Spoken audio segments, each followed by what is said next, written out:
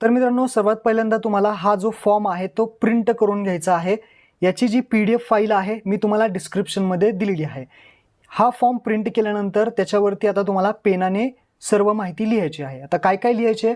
सर्वात पहिल्यांदा तुम्हाला इथे गावाचं नाव टाकायचं आहे, त्यानंतर तालुका तुमचा आणि जिल्हा, ज्या ठिकाणी तुमची शेती आहे त्या ठिकाणचं गाव, तालुका, जिल्हा येणार आहे। त्यानंतर लाभार्थ्याचे नाव, शेतकऱ्याचं नाव येणार आहे, आधार कार्ड नंबर शेतकऱ्याचा, बँकेचं नाव, बँकेचा खाते क्रमांक, कोणत्या खात्यामध्ये पैसे येतात ते खाते क्रमांक, त्या बँकेचं नाव, कुटुंबातील सदस्य किती आहेत, एकूण पुरुष किती आहेत, स्त्री किती आहेत हे द्यायचं आहे आणि कायमस्वरूपी पत्ता जो असेल तो टाकायचा आहे। कायमस्वरूपी पत्ता जो असेल तो टाकल्यानंतर खाली तुम्हाला इथे होय नाही वरती टिक करायची। आता पहिला जो ऑप्शन आहे ज्यामध्ये तपासणी वेळी लाभार्थ्याचे नावे भूमी अभिलेखामध्ये विहिलीत जे काही क्षेत्र आहे